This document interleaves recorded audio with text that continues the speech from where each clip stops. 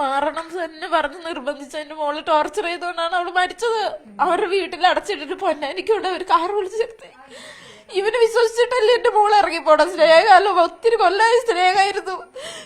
അപ്പൊ അവള് മരിക്കൂന്ന് ഞാൻ വിചാരിച്ചിട്ടില്ല. വേണം എന്റെ മോള് മരിക്കൂന്ന് ഞാൻ എനിക്കറിയില്ല എന്റെ മോള് മരിക്കൂന്ന്. എന്റെ മോൻ പറഞ്ഞു എന്നെ അമ്മ അവള് മരിക്കൂന്ന് പറഞ്ഞ അമ്മ അവളെ ചായ പിടിക്കണ്ടിട്ടല്ലേ ഞാൻ ഇറങ്ങിപ്പോയത് ഇവിടുന്ന്. തലേദിവസം അവള് TTC പഠിപ്പിക്കാൻ പോയിരുന്നു. പഠിപ്പിക്കാൻ പോയിട്ട് വന്നിട്ട് കിടന്നുറങ്ങി. വെള്ളിയാഴ്ച വന്ന് കിടന്നുറങ്ങി. അപ്പൊ ശനിയാഴ്ച എനിക്ക് കുറച്ച് താമസിച്ചു.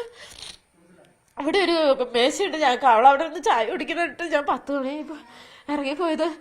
എന്റെ മോള് ഒന്നും ചെയ്യുമെന്ന് ഞാൻ വിചാരിച്ചിട്ടില്ല. എനിക്ക് എന്റെ കൊച്ചിനെ അവർ അത്രയ്ക്ക് നിർബന്ധിച്ച് എന്തൊക്കെയോ അടിക്കോ എന്തൊക്കെയോ ചെയ്തതുകൊണ്ടാണ് അവള് മരിച്ചത്. അവള് ചെറിയ മനഃശക്തിയുള്ള ആളല്ല, അവള് നല്ല മനഃശക്തിയുള്ള ആളായിരുന്നു. പക്ഷെ അവള് എന്നോട് ഒരു വാക്ക് പറഞ്ഞു, അമ്മേ ഞാൻ ജീവിച്ചിരുന്ന എനിക്ക് അവന് വേണമെന്ന് തോന്നും. മോള് കേട്ടു നോക്കി ജീവിച്ചിരുന്ന്.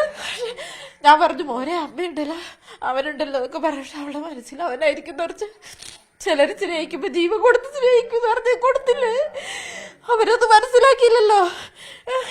എന്നോടൊരു പോലീസുകാരൻ പറഞ്ഞു ഫോണിലുണ്ട് തലേ ദിവസം കൂടി മരിക്കുന്ന മെസ്സേജ് എന്റെ മോളുടെ ഇട്ടിട്ടുണ്ടെന്ന്.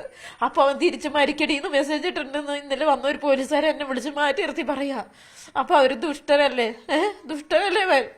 എന്റെ കൊച്ചിനെ അത് മനസ്സിലാക്കാൻ പറ്റാതെ പോയല്ലോ വേണം. അവൾക്ക് എന്നെ മനസ്സിലാക്കാൻ പറ്റാതെ പോയില്ലേ. ഞാൻ എന്നെയൊക്കെ അല്ല എന്റെ മോളെ അത്രയ്ക്ക് അവര് ദ്രോഹിച്ചു. മതം മാറ്. അവര് കഴിഞ്ഞ ഞായറാഴ്ച വീട്ടിൽ കൊണ്ട് എത്ര ഉപദ്രവിച്ചിട്ട് ഇവിടെ കൊണ്ടാക്കി. അത് കഴിഞ്ഞിട്ട് അവൻ വിളിച്ചപ്പോ എന്റെ മോള് പറഞ്ഞു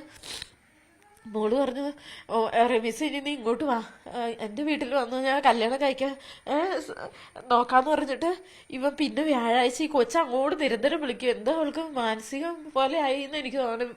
ഇവനോട് സംസാരിക്കാതെ ഇരിക്കുമ്പോ ഒന്നിനെ വിളിച്ച് എന്റെ ഫോണിൽ നിന്ന് വിളിച്ചാ കോള് വ്യാഴാഴ്ച. എന്നിട്ട് അവൻ എടുത്തു കഴിഞ്ഞപ്പോ അവൻ പറഞ്ഞു മതവും മാറണം, അവരുടെ വീട്ടിലും നിൽക്കണം. അപ്പൊ ഇവള് ആകെ അങ്ങ് തകർന്നു. അപ്പൊ അവള് പറഞ്ഞു ഇത് എന്താ റമീസ് നീ പറയണ എപ്പോഴും മാറ്റിയേടാ, ഞാൻ സമാധാനത്തിലല്ലേ ജീവിക്കാൻ തന്നെ.